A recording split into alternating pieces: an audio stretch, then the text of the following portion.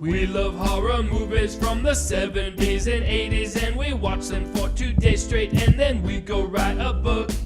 Now we're looking back at every title, one at a time, in this podcast that we put out monthly. Once we've had an episode for every movie, it's time to meet up for another Shock Marathon. Well, the red record button is red, and that means we are experiencing another exciting edition of the Shock Marathons podcast with Tom Scalzo. Hello. Charlie Roxburgh. Hey. And me, Matt Farley. We're discussing The Stepfather, which is really good. Yeah. Should we mention, Farley, about why we're doing this? Because at the end of the last one... Yeah, we should explain to the people. Mm-hmm. Yeah, the fans... Tell them, Charlie. Well, you know, we were on a kick of after watching the Blood Feast, also known as Night of a Thousand Cats. We were going to watch another... Renee Cardona Jr. Yes. But, yeah, apparently it's a little hard to find. And, you know... Tom probably has a VHS, and I might have a dub. No? I don't have one. I couldn't find one. Maybe that was a rental that we did back in the day. That might have been a rental. We couldn't scrounge up a copy in time, so quick on his feet, Farley said, hey, Stepfather is easy to watch. Let's do it. And we were on board. Yeah, so we're going to have to do a little digging before we can get you our review of Beaks. But it will happen one of these days. In the meantime, one of the more accessible films we've ever watched. It's up there with... Did we watch Gossip for one of these? Valentine. Oh, Valentine. Valentine, yeah. And Texas Chainsaw 2. That's kind of... You were all over the place already. I was going to go with, like, The Hitcher. Yes, this is very much a companion piece to The Hitcher, I would say. Yeah. The Stepfather opens up on an idyllic suburban road where Paperboy's throwing a paper onto the lawn. And we go inside that house, and we see the Stepfather all bloodied, cleaning himself up in the bathroom. He disrobes, and we're all very disappointed to see full-fledged nudity, thanks to the placement of the bathroom mirror. As he goes in to take a shower, he shaves. Nice atmospheric opening scene. When he leaves the bathroom, he goes downstairs, and we see that he's just killed the whole family. And it's good stuff. It's deliciously diabolical. Wouldn't you say, Charlie?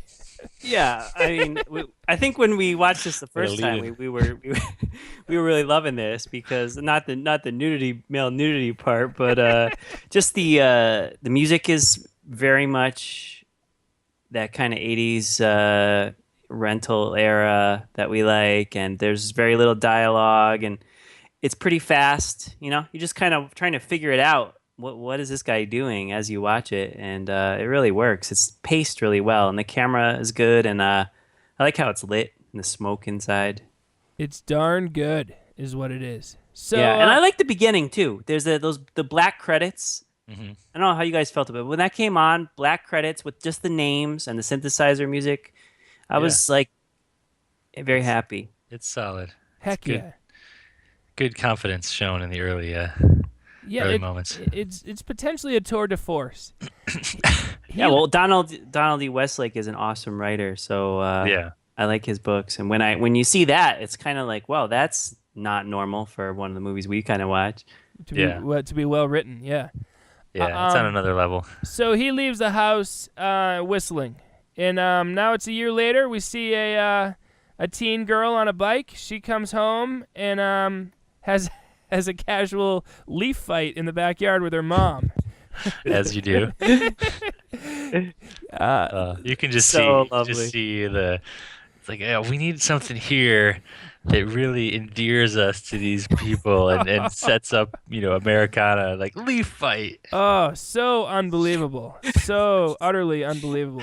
It looks like every leaf was just bought from the store because they're all like perfectly pristine cut out, leaves. no dirt on anything. So, the fun ends quickly. That's though, good. because Jerry comes home with a dog for the girl. She's happy about the dog, but she can hardly utter a thank you to him. So the situation, obviously, is that the stepfather has moved on to a new family, and this is the new family. And the daughter, Stephanie, has not taken a liking to the guy. She has a bad feeling about him, and that's really the crux of the story. I feel like I'm watching a tennis match, Stephanie. Why don't you ease in for a landing, is what her shrink says in the next scene where she's at an appointment with him. That's a great line. And they discuss how she's been getting into trouble and how she doesn't like her stepfather, who is sitting right outside the window, just staring up at where their therapy's going on. Tom? Yeah, I like, just before we get too far into it, I like the kind of the way that the psychology plays into this. We've mentioned before, it's in this era, there's always someone's a psychology major, or they see a therapist, and there's always some sort of psychological discussion, like in Fade to Black or whatever. Like there's always some sort of discussion, but this, it's like it actually integrates pretty well into the story and becomes really not just an offshoot, but really an integral to the story. And it's casual and much more believable. Usually the psychologists are too intellectual, but whereas this guy, I actually feel like it's pretty natural. Charlie? Or sometimes it's a young person, like a college student, who's out of their depth, kind of trying to play smarter than they are. Yeah, good point. So that's fun, and it's just a great setup to have Jerry, the stepfather, just leaning against the car, and you can see kind of hovering over the scene, although he's below them. So he drives her home and encourages her to do better in school, and immediate cut to the next day in school where she's involved in a brawl in the art room. And a teacher breaks it up saying that you couldn't get yourself into deeper trouble if you tried. Now, Stephanie, the one thing I don't buy is Stephanie's delinquency. She's such a thoughtful and sweet and intelligent girl. I do not buy that she's getting into brawls. Either one of you have trouble with that? Yeah, you're entirely right. Okay, just checking. I could see her being moody or something, you know, or like skipping sad, class, physical violence. But it's not. Yeah, it's not like she's like, got the black leather coat, smoking cigarettes and sneaking whiskey. She's like, she's having leaf fights for the love of God. She's so wholesome. She's even trying to be nice to this guy who gives her the creeps. She's a wonderful young lady, and I don't buy it, but we'll let it go. So Jerry is a realtor. We learn, and we get to see him in action. Trying to sell a house to a family, and he's in the backyard pushing the daughter of a potential client on the swings in the backyard, and he says, I remember when Jill was in 3rd grade, and the little girl points out that he had just said that his daughter's name was Stephanie, and that's fun and good. Yeah, I like that part. Very good. That's really well done. And in an attempt, this is the first time ever in the history of Shock Marathons, we're going to try to listen to that scene.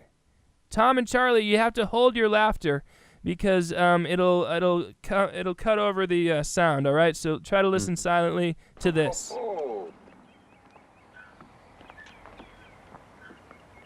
I have a daughter too. She's a few years older than you. Her name is Stephanie. She goes to Oak Ridge High, which is where you'll be going one of these days, after your parents buy the house. What grade are you in, Cindy? 3rd. 3rd grade.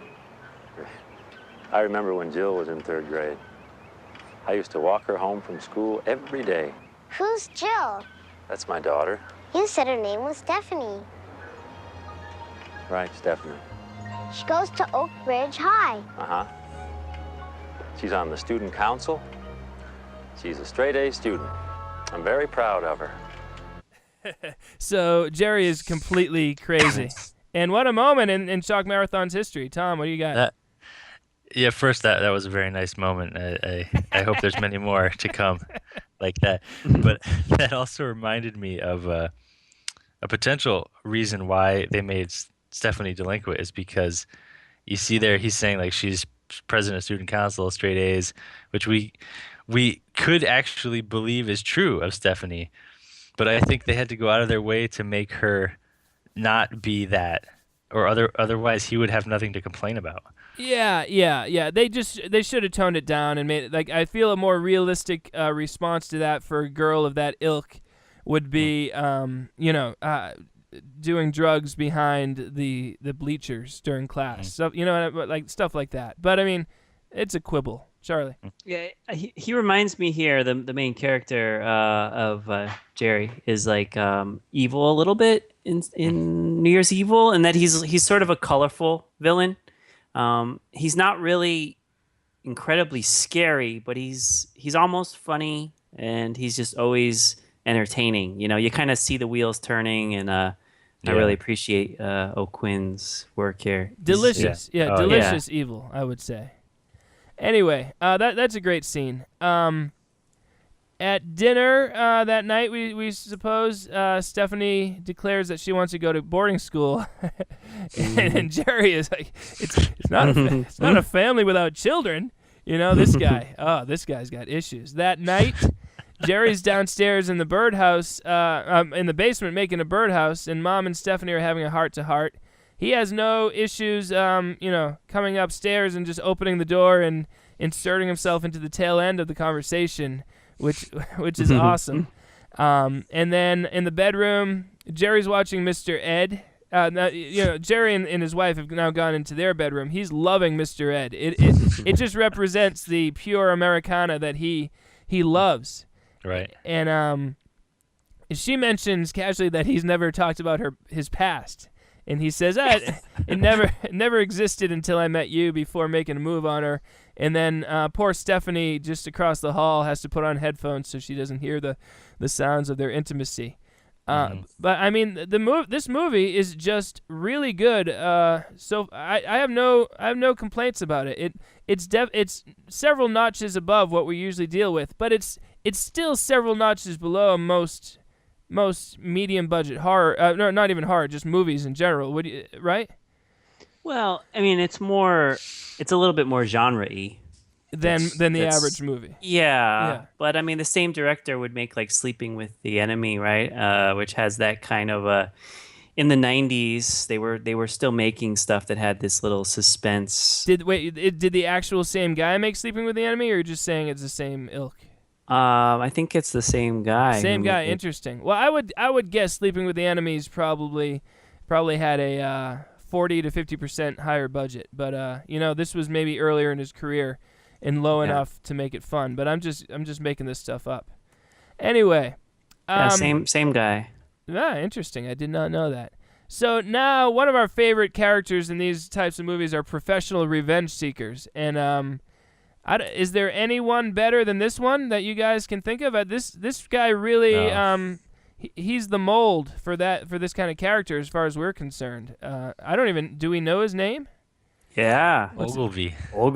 Both are just as good. Sometimes I'm like, oh, I love professional revenge seekers. Sometimes I think Ogilvy. That's a good, it's not too played out, just that one last name. Excellent. Right. Yeah. And he comes in at like 20 minutes, I think this point is. 2020. Yeah. I'm looking at it right here. We're going to listen to it. It gives this kick to the movie. It's just enough time to meet the characters, but not so much that you're way into the movie and you're like, why am I meeting this guy now? Yeah, well, that did kind of cross my mind still. No. And there's something forced about all of this professional revenge seeker subplot. It just feels it almost feels that they filmed the whole movie and then they said we're short 12 minutes, and they just inserted all this and then reshot the finale to include the guy. Seriously, it just feels. It does feel like that, but and like narratively, if he was never there, it wouldn't make a difference. I know. Yes. And that's my favorite part. He's so unnecessary, really. But. It would have been so easy after finishing the whole movie to just film all his scenes and then get the main characters together to quickly just add him into that finale, and boom, problem solved. But it's shorthand too. Everything about his scenes are just like cliche-ridden shorthand, sort of. Like the relationship between the characters are not earned. Like the relationship between Ogilvy and the journalist. It's just there's so. How do they know each other? But the second time they see each other, they're like having a fist fight, and then they're sharing a cigarette. There's so much. But let's listen to Ogilvy and the journalist outside of the first house we saw, where which is the most recent victim of the stepfather.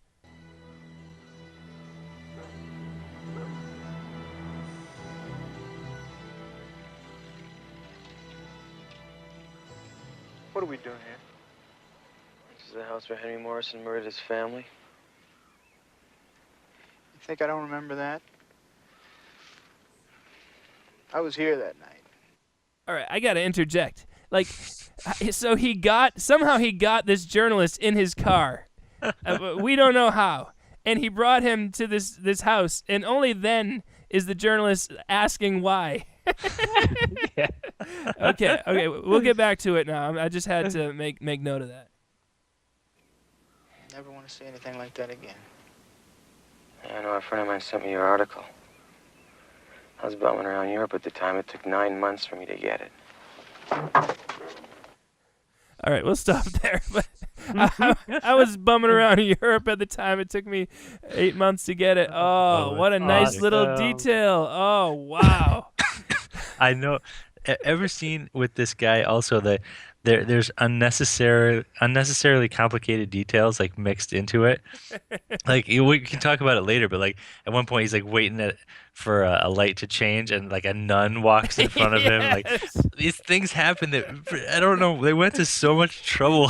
Like when he meets the cop who won't help him. There's like the whole history of that inter-office politics and like what the secretary thinks of the cop and everything comes up. It's like that's a whole other thing. The fact that he nothing to do with us.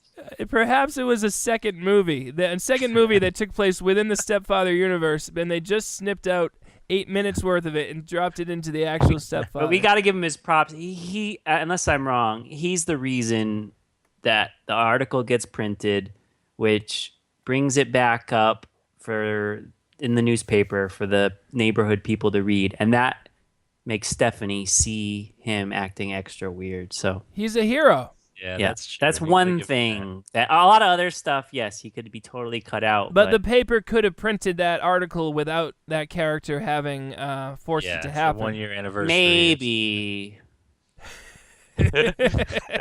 Speaking, that's a big maybe. As a guy who knows about the Seattle Examiner, I can't say.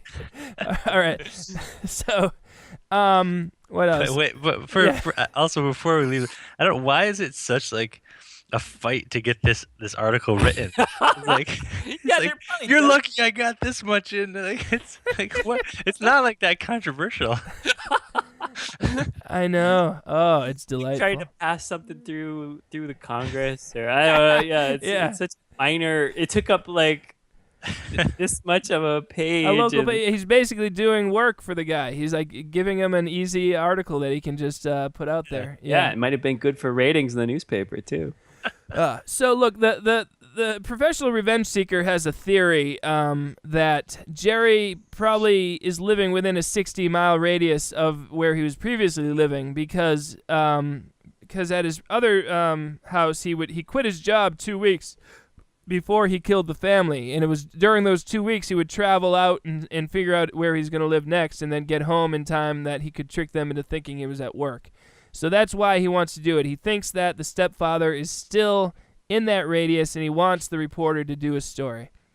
So now we're at a party at Jerry's backyard. He's invited the first 5 families who purchase homes from him.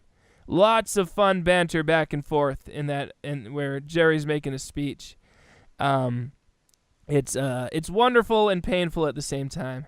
So then after he makes his speech where he brings his wife and Stephanie up there for an awkward moment, this is where the newspaper comes into play. They're reading the story in the paper right there. Jerry sees it and says that a man could be driven to do something like that to his own family, to his children. I don't want to know about it. And then they say, What would make a man do that? And he immediately responds, maybe they disappointed him. Oh, yeah. I got an idea. That's some great writing and a great performance. Oh, I just wish that we had the reaction shots when he said that, because it stays on him. I know. And yeah. I want to see what they're like, what? So Jerry wisely turns the paper into a party hat and gives it to little Tommy. And then Stephanie goes downstairs to get some ice cream. Jerry doesn't know that she's there, and he comes down and goes into an insane screaming rage. Oh, yeah, this was memorable. Yeah, he starts talking about how he wants to keep the family together, and he is a mess. He is completely out of control, Charlie. I think did we dub this basement freakout? One of us did, I think, from the first time. It was a powerful, memorable thing. It's kind of funny, kind of ridiculous. It's just great acting and entertaining. Hey, why don't we listen to it, huh? Oh yeah, let's listen to it. So Stephen, there, he comes downstairs. All we need is a little order around here. Order!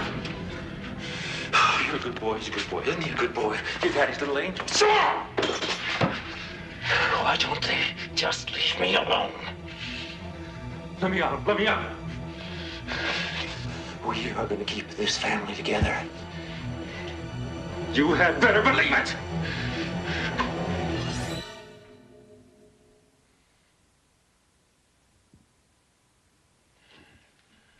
Hi, honey. All right, we'll stop there. Intense. Now, my only potential complaint is if she's witnessed that, it's over. I mean, that is a level, like, it's unrealistic that she would just, like, she'd continue living there or anything. That is beyond insanity. So that's my only complaint. But in terms of just an enjoyable movie, I'm all for it. Tom? Yeah. Oh, it's wonderful, and it's hard to tell because he's kind of rambling a little bit, but it seems like he's kind of giving us hints as to his childhood potentially too, not just his previous family marriages and things, but it seems like in this one and a couple other times he mentions things like his childhood was potentially like this too, and he's been trying to redeem himself or something. It's a window into his psyche for sure. Absolutely. Yeah. Now, when he sees her there, he calms down and explains that as a salesman, he needs to let off steam from time to time. And she's just like, oh, yeah, of course. But, I mean, I would not sleep in that house ever again. But anyway, next day, Steph and her friend Karen are discussing the possibility that Jerry's the killer from that article. Steph mentions that Jerry showed up right after the murder happened. And she's right. Meanwhile, at the Seattle Examiner, the professional revenge seeker attacks the journalist and roughs him up. And then they're immediately friends again, and they share a cigarette. And, oh, man. And it's like, wait, you guys have met once before where you spoke briefly at a house, but now you're talking like you've been friends forever, but we're going to let it go. This job is for professionals, the journalist says at one point. I don't even know what he's referring to. I like that, yeah. But I guess they mean cops, but he meant just one man. What he meant, the reason the revenge seeker's mad is because they didn't include a photo in the article, And right. Forgive me if I'm doing this too much, but we should really listen to this, guys. I'm sorry. We're gonna hear it.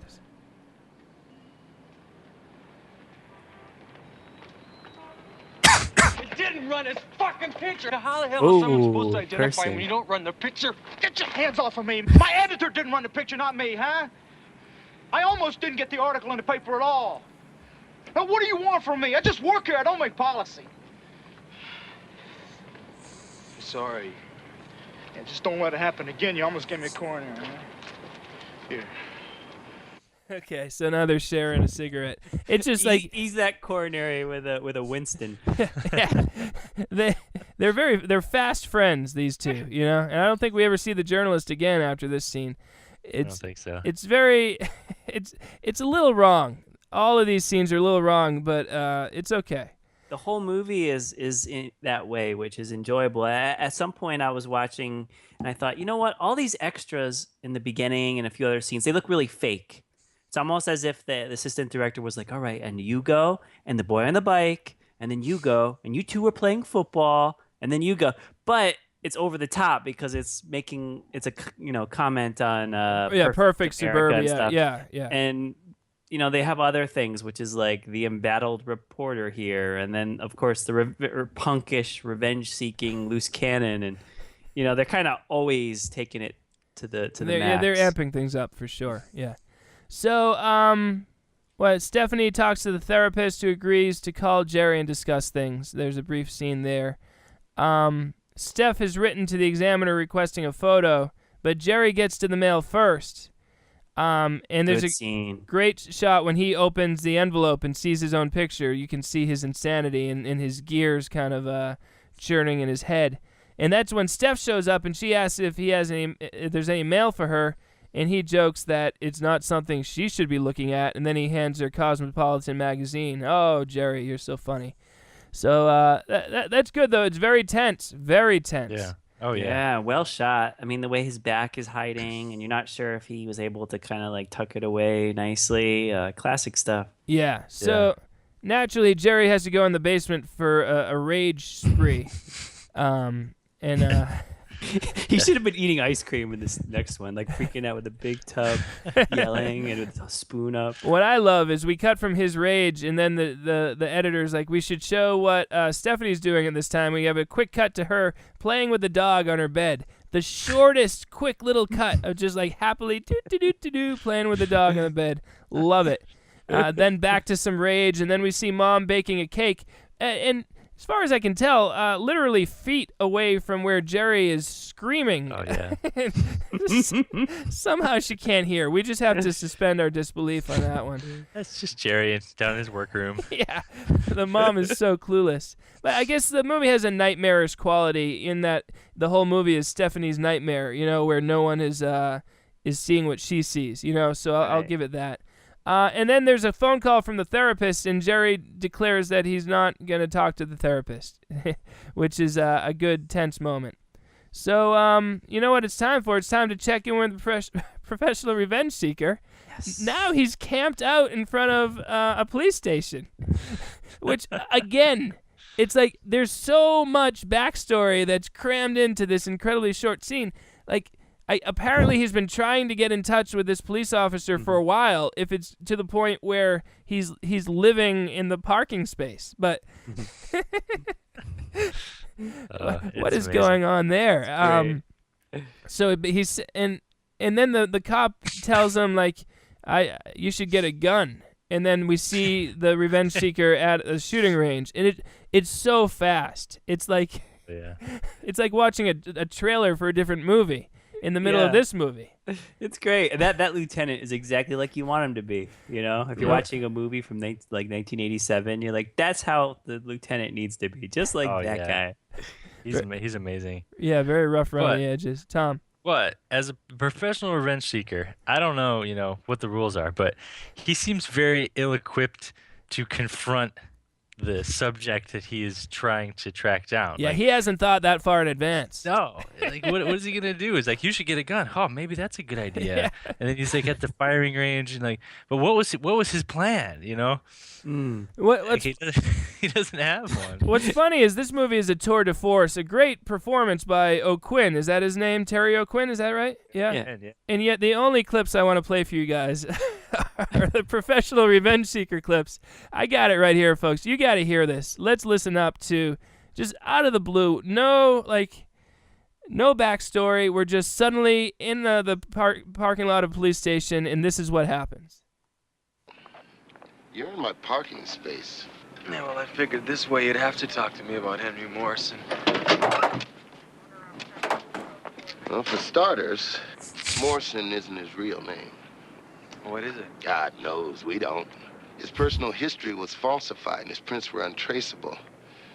We talked to a criminal psychologist who proposed the possibility you might be interested in. He said it was possible Morrison had done it before. married into an existing family, then something upset his world and he wiped him out. You knew him. What do you think? I think it's better than a possibility. What do you plan to do about it? For the moment, nothing. We don't have a single lead. The guy is smart. We won't have anything to go on unless he does it again. So you're gonna wait till he gets another family and butchers them? You're not hearing me. We got nothing. Zilch. Lieutenant, if you were me, what would you do? Just between the two of us? I'd get a gun and blow the son of a bitch away. he's also assuming that he knows where he is. Like, the first thing is, we have no leads. Tell me how to find him. Like, then tell me to shoot him.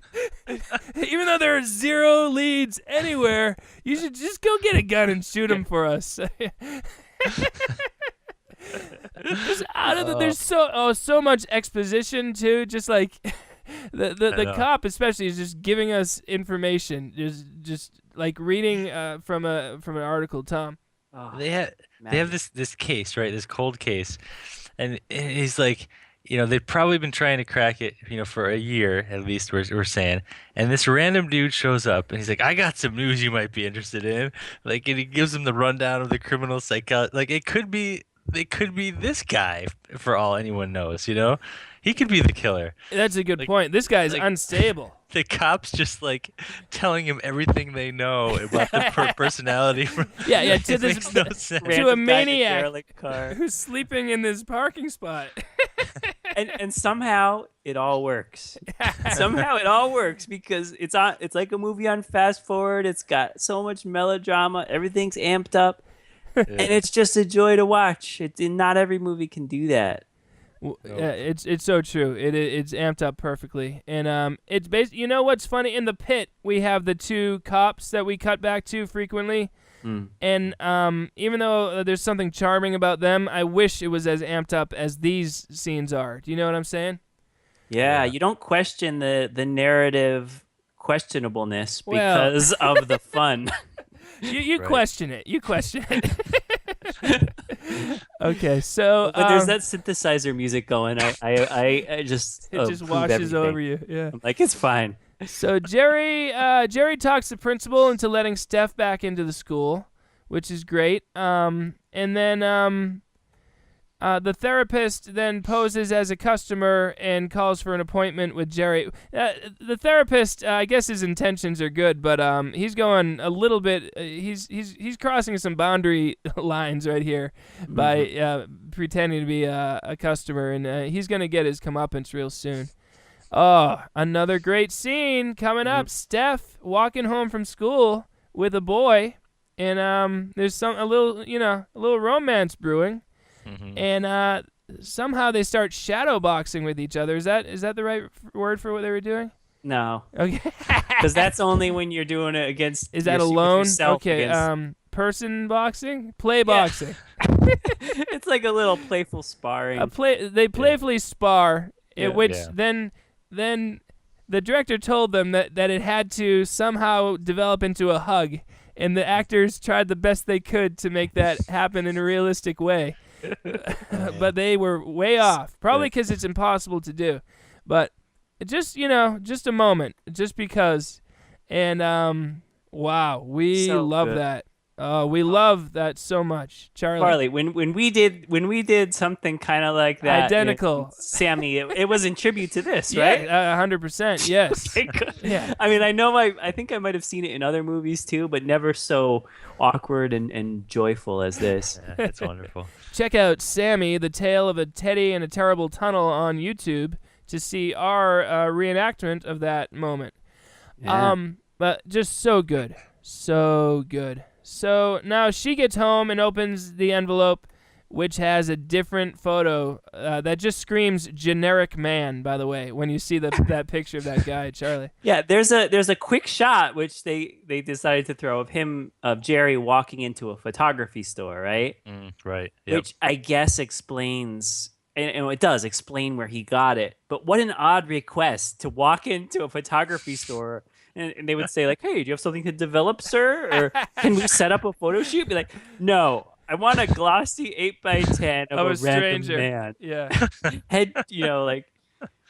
Yeah. Anyway, that's where he got it. I mean, I guess if you got money, they'll give you it, but it's awkward. Yeah, he was able to procure that photo quite easily, before the internet age. So it's pretty so impressive. odd. And we think it's a new photo, right? Not just a retouched version of the one he had. Correct. Yeah. Yeah. Oh, yeah. Yeah, absolutely. All right. So, now the therapist shows up for the appointment.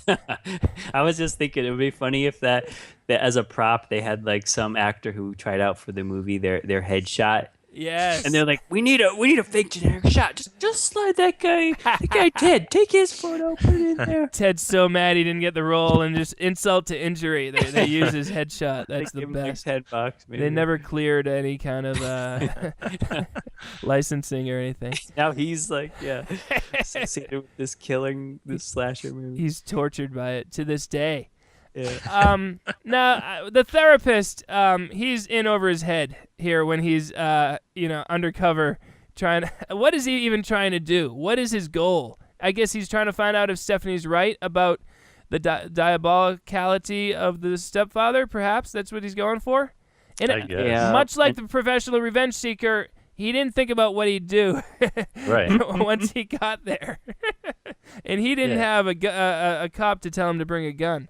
So and his plan to be like an anti-family man to try to set off Jerry, that's a little bit unwise, and it's a little much, like Jerry's clueless, but even he was kind of like, all right, something's going on here.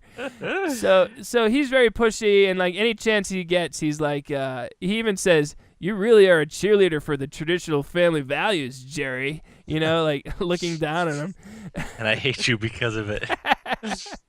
But then the therapist slips and mentions his wife. And what I love is that there is no hesitation.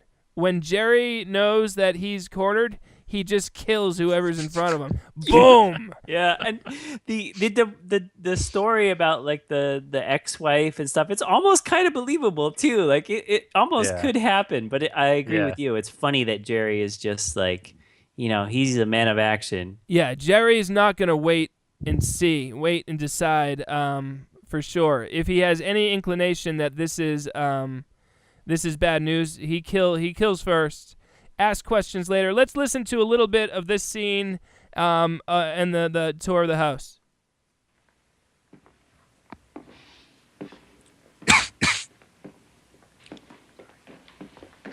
What line of work are you in, Ray? If you don't mind my asking. Oh, not at all. I'm in stress management. Sounds complicated. The kitchen's been all remodeled. Built-ins, I like this. I try to find ways for employers and employees to get along with less friction. I ask questions, they give me answers. For instance, how do you sleep at night? How do you sleep at night, Jerry? I sleep like a baby. See, that's interesting. Because I think there'd be a lot of stress in your line of work. I suppose there's a certain degree of stress in every job, Ray. It just depends on how you handle it. Which way am I facing? North. Come on in here, Ray. A great big room for kids to tumble around in. A house like this should really have a family in it. You mean you won't sell it to me because I don't have one? Oh, no. I didn't say that. This is all being remodeled here. You really are a cheerleader for the old traditional values, aren't you, Jerry? Tradition is important. Like these guys just get into this philosophical debate during showing of a house, Yeah. It's a little much, but it's good stuff. And I like the therapist, but I really like how quickly Jerry killed him. That's good stuff. Yeah. He I don't know if anti-hero is the right word for Jerry here, but you almost start to like him more. Yeah. Because the other guy's trying to trick him, and you just feel like, hey, stop teasing him about his families. All he wants is he'll stop killing if he could just get a happy, nice family. That's a fair trade. Yeah. No, but yeah, it works its magic here because he's getting toyed with, and as the viewer, you kind of feel for him a little bit for a second there. So after killing him, Jerry stages a car accident with the dead therapist, and he quips, "Buckle up for safety," before igniting the gas tank. That was a mistake. Yeah, that doesn't. You don't need that. I'm reminded of The Rookie that we discussed on the After Movie Diner, where Clint Eastwood says, "Buckle your seat belts." Like that's true. 4 different times. It's like, Clint, oh God, stop it. So now Steph is working on her bike in the garage, and we get a great shot of the garage opening, and there's Jerry behind the door as it opens with an evil look on his face. And he informs her that the doctor is dead, and she sobs in his arms, and he's so happy. He's so happy that she's surrendered to him, essentially, and he says nothing is ever going to bring us apart. Good moment. Good little moment. Fantastic. A whole other chapter starts here. It's poignant and it's brief, and that's why this movie, and one of the reasons it feels so fast is it kind of like becomes a whole new movie now for a little bit. Yeah. Mm-hmm. So now we haven't checked in with the professional revenge seeker in a while, so we see him back in the boarded up home of his dead sister. He's just lurking about, and he finds a magazine with some pages removed. This is a bit of a stretch, but and then we get a quick shot back to the family putting a birdhouse in the backyard, and Stephanie apologizes to him sincerely. And is it me, or is this the tallest birdhouse ever? What is going on with the dimensions of this birdhouse? Tom, do you have anything for me here? Yeah, I don't know. It's like 30 feet high. it's unbelievable. It's almost I like guess you don't want it too close to the ground so your birds won't get scared, but it does not seem like safe. Tree. They need to bury 10 feet of pole in the in the earth, but they're not doing that. He just pats the dirt down with his shovel. It's like, done. Did they not have the birdhouse on the day of filming? And they're like, look, we're just gonna have to film the pole, and then we'll insert the birdhouse in a tight shot later. Is that what maybe happened? Possibly. My take on it is just that he overcompensates for everything. He wants it to be like the ultimate American backyard birdhouse ever, and it's because it's I don't know. Would you say it's a metaphor, Tom? But yeah, I don't know. It features prominently, and I think that they wanted to go all out with it. It's a little bit distracting how tall it is. Now it's like towering over the neighborhood. But it's very distracting. But that's a good analysis by Charlie there. Well done. So now we cut back to the revenge seeker who sprints into a bookstore, finds a corresponding issue of that magazine, opens the library. He goes into a library. Oh, is it a library, Tom? Library, and if you listen, it says the library will be closing in 5 minutes. Oh, so it's like added tension. I did not know that, Tom. Oh, that adds. It's supposed to add something, but it adds pretty much nil. That guy doesn't need it. Yeah, he does not need extra motivation. He's got it anyway.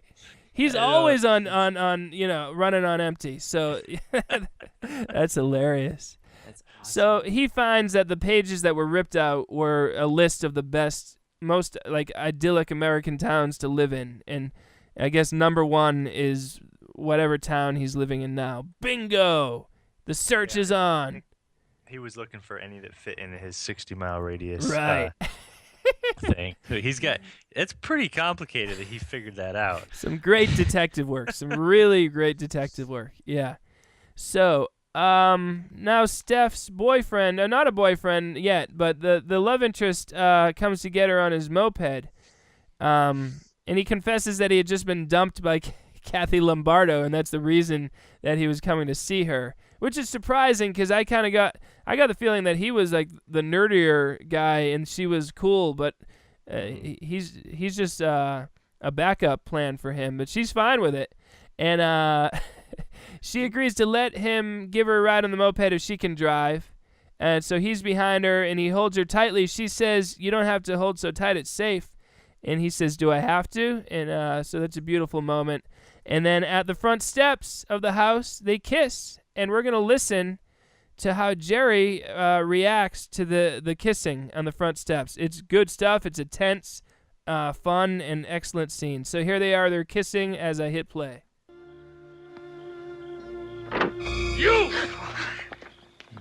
You could go to jail. This girl is 16 years old. So am I. Jerry, what's wrong? This punk was trying to rape our daughter. I just kissed her goodnight. Stephanie, what's going on? Go home, Paul. Steph, are you sure? Go home and I'll talk to you tomorrow. Go! Would somebody please tell me what this is all about? He kissed me goodnight. I wanted him to. I like Paul, Mom. Well, of course you do, honey. Jerry, I really She's don't not think we have ready to for make this. such a She's big- still a child. I'm not a child. Just because you're all crazy and demented and hung up about sex. Stephanie, don't you talk to your father that way. He's not my father. He's just some crazy creep. How can you even bear to let him touch you? Stop it! He's your father now, and you'll respect him. All right, Mom, you slapped your daughter? Oh, Not come nice. on. That is, it's not believable. It's only believable if you look at it that this entire movie is a nightmare from the daughter's point of view. Charlie? Yeah, I like that. And everything's amped up. Everything's a little bit skewed. Yeah. But otherwise, it's like, I'm sorry, that mom character does not slap her daughter. There's nothing in that character that would And indicate that. there was after the kiss, there was about half of a second for Jerry to. He would have had to been right with his hand on the doorknob for how quickly he. Or looking out the whole time, Yeah. I guess. Which isn't beyond him. Yeah. Some good back and forth, though, when he's like, she's only 16, and the kid's like, I'm 16. Yeah, that's believable. I did buy that. Yeah, so that's good stuff. So after that scene, after the slap, Stephanie runs away. Mom yells at Jerry, and Jerry's going into crazy mode. Next thing we know, he's quitting his job. That is not a good sign, as we know from the Professional Revenge Seeker. 2 weeks, that's a 2-week notice, basically, for Stephanie and her mom. They're going to be dead in 2 weeks. Revenge Seeker is in town. He pleads with the police. This is your scene, Charlie, where he's trying to get copies of so he just shows up at the police station, and he wants marriage certificates. Charlie, tell us about this scene. Well, dude, would you go to town hall, I think, first off? Yeah. But Yeah. Anyway, we're suddenly thrust with this side character, the Revenge Seeker, into another side character world, which is this angry policeman, the disgruntled secretary lady, and the whole years of bitterness about how mean he is, how busy that police station is, and how they just don't want to help anybody. Then there's a flirtation between the secretary and Revenge Seeker, which is a whole nother thing. We gotta listen to it. I'm sorry, guys. It's too good. Here we go. Yeah. Help me. I don't have time. Come on, listen, all I'm asking for are copies of the marriage certificates for the last year. Now, how much time is that going to take? More time than I've got or care to spare. Come back in a couple of weeks when we're not so busy. I need them now. Goodbye. Asshole. You're not qualified. What? Call him asshole. It's an earned privilege. You have to know him at least half an hour. Well, perhaps you could help me there, Miss Barnes. I could. The question is, why should I? Because asshole wouldn't like it, and I would. What do you say, Miss Barnes? I say, you're qualified to call me Annie. Okay. How about that? So much happens. There's so much. Oh my goodness. Awesome. In like 30 seconds. Do you think they met up at a motel that night? Annie and the Revenge Seeker? You can only imagine. I'm pretty sure. So great. If you're in this movie and you're an extra, the director, must have been like, hey, you want to be more prominent? Because I think I could work in like a backstory and a bunch of lines for you. I love it. We gotta do more of that. Just a character you only see once, but who has so much going on just in a few lines. It's an art form to get that much backstory into that little dialogue. Wow. It's a filmmaking lesson. It really is in this movie because there's not a lot of precedent that I could cite where it's like this. Mm-hmm. So now, so that happened. That's a great scene. Now Steph is being dropped off by her mom to a new therapist, which is information that's delivered in the car specifically for the audience's benefit. Did you guys notice that? Like, they pull up to the therapist's office, and she's like, now you have to go to your new therapist and try your best to enjoy it, you know? She's supposed to be a very good therapist. And then they didn't want to cast that role, so when she goes in and opens the door, you don't get to see, right? Is that No, right? you see her. I think you see her. I think she just says, are you Stephanie? And Stephanie's like, no, wrong door. Wrong office. Oh, okay. I thought that they stayed outside the door. But it feels like scenes have been cut out, because the last thing we knew, Stephanie had run away from home after being slapped by her mom. I guess we can just guess that she's come back home and they're working at getting better, but it feels a little jarring, you know. But that's true. I'll let it go. That's a good point. Yeah. It's much like in The Pit when Sandy is suddenly dating the guy with the mustache, you know, and it's just out of the blue. But anyway, so that happens with the therapist, and then she goes into her old therapist's office, which is right next door, and she snoops until she sees the address written down of where where he was going undercover to meet with Jerry, and that helps her come to some conclusions, I guess. Meanwhile, the revenge seeker is going to the home of everyone who's been recently married in town, hoping to find the right guy. And he's got a long list that we see him scratching addresses off the list. Oh. We're going to talk about the taxi scene. Taxis. With the family. Yeah. We'll get. We should listen to that one too. Of all the things that I had to ask, I want to ask Tom if he could explain a little bit to me, but more extra lines for extras. So much backstory. I'm going to try to find that in a minute, but. So then we see Jerry on a boat switching disguises. He's working on his new life. Steph goes to that old house to investigate maybe where her therapist got killed, and she bumps into some potential home buyers. That's a weird little super quick scene and potentially unnecessary. It doesn't do anything. Yeah, Jerry gets a job selling life insurance. Then he's back home after a tense dinner. Mom tells Jerry they need to talk about the family, and he tells her, I'm taking care of it. And she says, by yourself? He says, Mom is just an idiot, huh? She's so dumb. So he goes for a walk and watches a kid being happy to see her dad come home, and it's poignant. And the little girl even waves to Jerry. And poor Jerry, all he wants is to be a family man. Is that so much to ask, Tom? No, I think that was the girl he was pushing on the swing, too. Correct. Oh, wow. I did not know that. So she did know him, sort of. Very interesting. Very, very interesting. Jerry comes home and Jerry comes home and Mom mentions that she called the office, and the office said he didn't work there anymore. And he's pretty slick here. Oh, no, wait. The cab scene. Sorry. Cab scene. Charlie, tell us all the intricacies of this cab scene, and I'll look for it. Oh, my gosh. Okay, so Revenge Seeker is on his go to all the houses of newly married people, right? And he goes up to the door, it opens, and there's a lady who is on her way out the door, and she thinks that Revenge Seeker is the cab driver coming to pick her up. Yes. Then her husband comes out, and he starts getting pushy towards Revenge Seeker, thinking that he is a cab driver who's going to take his wife away. No. He thinks that Revenge Seeker is the wife's boyfriend. Her man on the side. What just the moment he happened. They were just married this year, by the way. This couple just been married less than a year, and a lot of turmoil at the exact moment that Revenge Seeker knocked on the door. I've got it lined up. Let's listen to again. So much jammed into his short scenes with this. Why would the other boyfriend be there while a taxi is there too? Why wouldn't it be like a regular car with the boyfriend? Maybe he didn't see the taxi. There's a lot going on. Let's listen to it. It's a great moment in cinema. Here he is. He's walking up to the door. He's got his list of all the recently married people in town. And he's going to knock on the door. And just listen to this, folks. Listen to this. Yes? Hi, it's Gerald Blake home. No. Was he supposed to show you a house? Bad news. That's the wrong scene.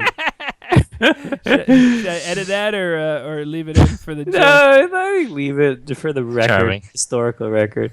I'm going to pause it for 2 seconds and find it, though. Hang on. All right, we're back, and now I've lined up the proper scene. Sorry, fans, and here we go. It's about time. Mrs. Fairfax. Not for long. Put this in the trunk. I'll be right out.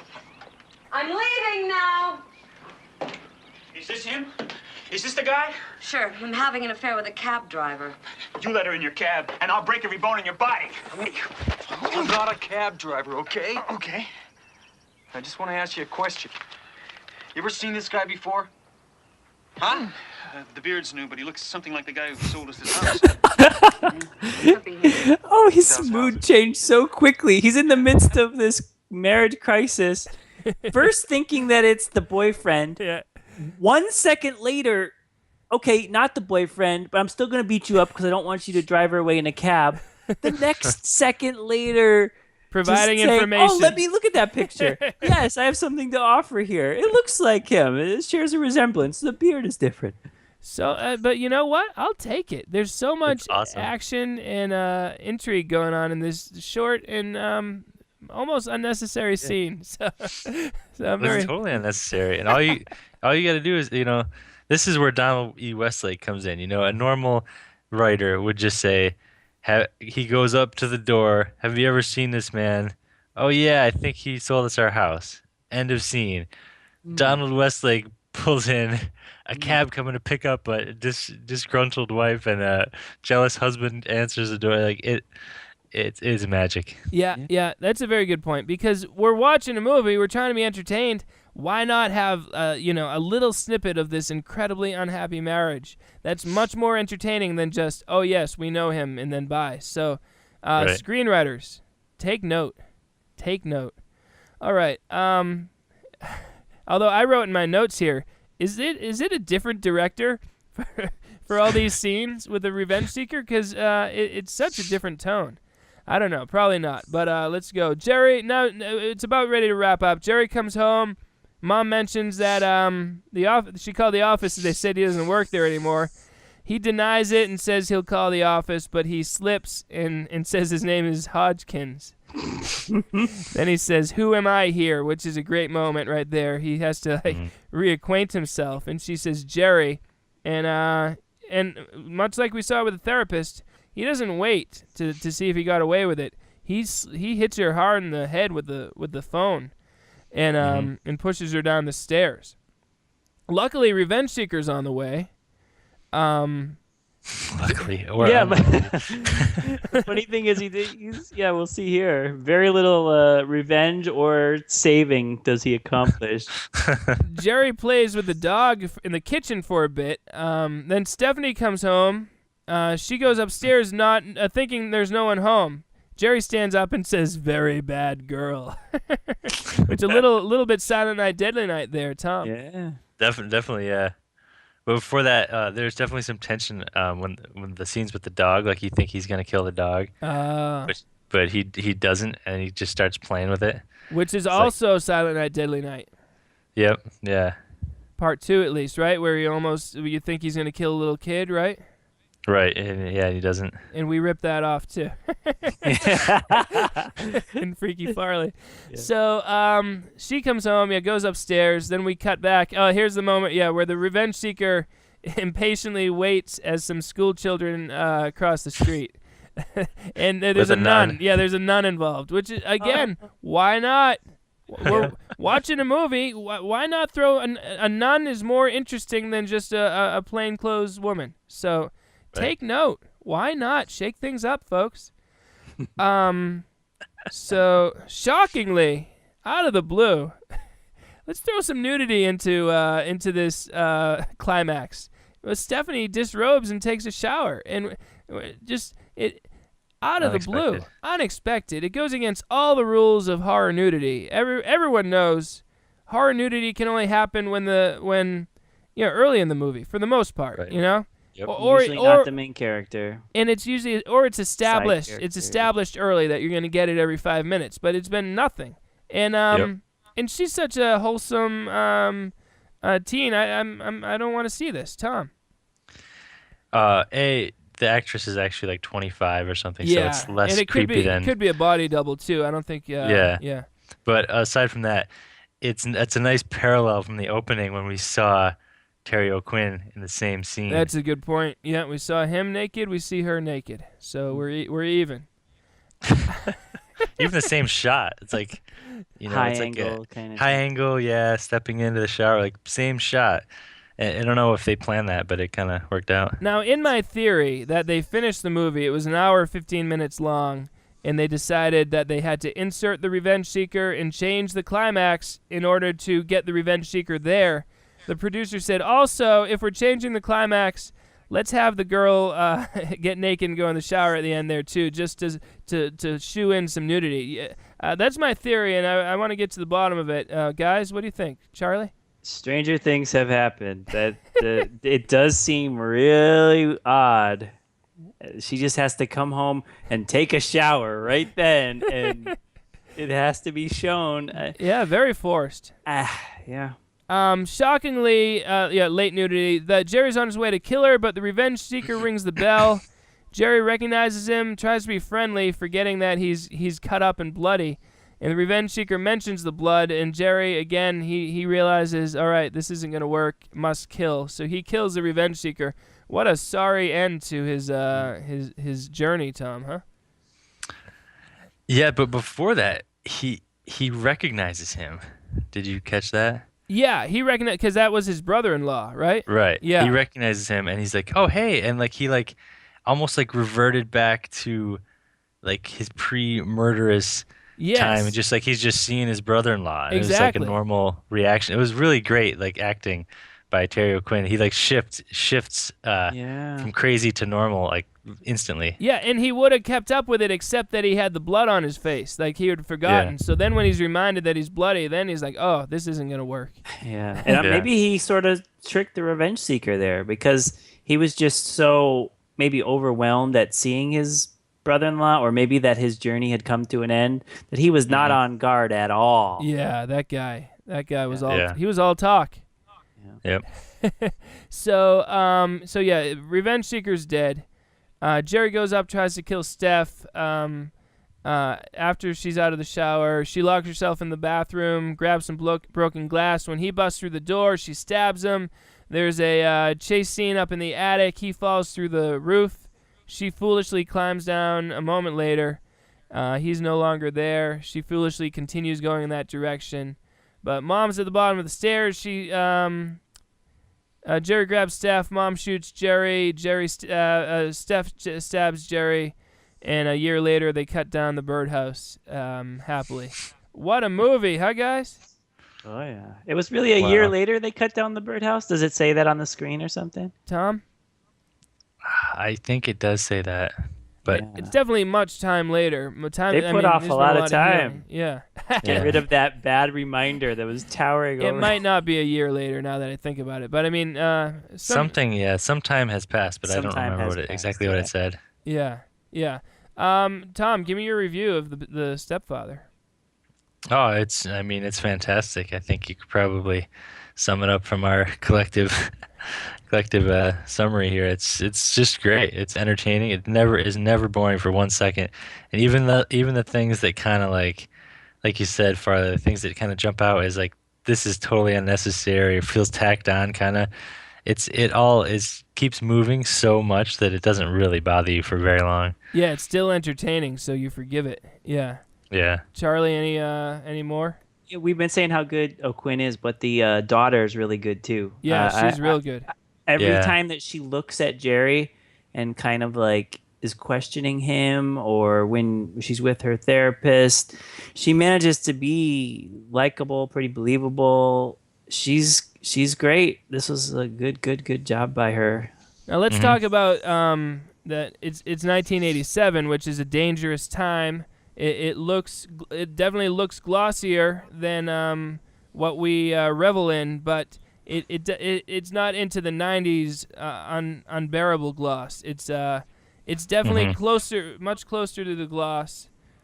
Yeah, it's closer to the 90s gloss, but it's still got the 80s grain. So it's right in the middle there, and I like this stuff. I like this. I like that look, and I like the professionalism, because professionalism is not always bad. Professionalism is going to give you nuns in the sidewalk. That's when professionalism is good. Because Creature from the Black Lake would not be able to afford the money for a costume and extras to put in a street crossing scene like that, But this movie could, and that's where I like a budget. So it's a dangerous time, but there are some great late '80s horror movies, but they're few and far between compared to the first half of the decade.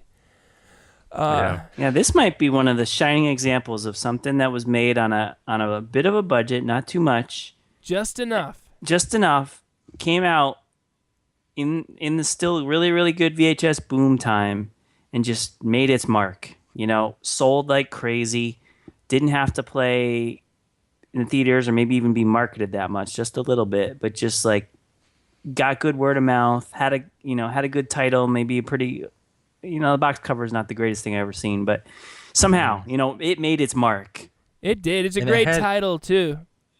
And it probably had enough, like, gore and, a little nudity to make a trailer that would have gotten people interested. But when you actually watch it, that stuff is almost not there at all. It's just the story, really. Yeah, it's more a thriller than a horror. Yeah, which is great. And I feel like if too many movies from the late 80s, just tried to do the formula that they thought would work, and like the story is always like a secondary piece, and that doesn't usually lead to anything memorable. Yeah, they're more inspired by Hitchcock than they are by Texas Chainsaw Massacre or anything like that. And that's good. It's a well-written and entertaining thing. Shock Memories, we watched it in the first Shock Marathon, and we had a good time. It made a big impact on our lives, I'd say. I remember everything. I guess Professional Revenge Seeker was. That's where we came up with that term, and we use it to this day. Tom, you've played Professional Revenge Seekers in at least two movies, right? Yeah. Druid Gladiator Clone and Slingshot Cops. That's true. Because of this movie, you could have had to drive hours to come over to Massachusetts, film a scene, all that. It really did inspire us. Yeah, now that that's a good point. Yeah. Any shock memories from Charlie? Because we watched it in the first one, we were kind of getting our groove. And when we wrote the book, we didn't do as much research, and we didn't have any artwork done. So I feel a lack of a great Stepfather drawing by Ollie, because with all the movies that we've loved, we have like some drawing. Yeah, he deserves, like, the Terry O'Quinn deserves one. Yeah, but it really did stand out then, and now it's not something that I ever forgot. Knew that I liked it instantly, and knew I liked it again rewatching it instantly. Tom? Yeah. Memories? Yeah, I remember the Revenge Seeker, obviously, and Terry O'Quinn and the daughter. Like, it really stayed with me pretty well. I didn't have as much memory of some of those little side snippet scenes, like the taxi scene and like the Revenge Seeker in the library and the town hall, those kind of scenes. But it makes it all the better, like the main plot points were still pretty fresh, and the main characters were still pretty fresh. So it was kind of fun watching again and seeing how there really are no downtimes anywhere in between any of that stuff. Yeah, absolutely. It's a great movie. Highly recommended. The Stepfather. Check it out. And let us know. ShockMarathons.com contact page. Let us know if you like the incorporation of clips into the show. It's not 100% perfect in terms of the clips being lined up. Perhaps I can do that better next time. But in general, I'm liking it so far. It's kind of fun to actually hear the interaction between characters. But we are here for you, dear listener, so you let us know. For Tom and Charlie, I'm Farley saying see you next month on Shock Marathons.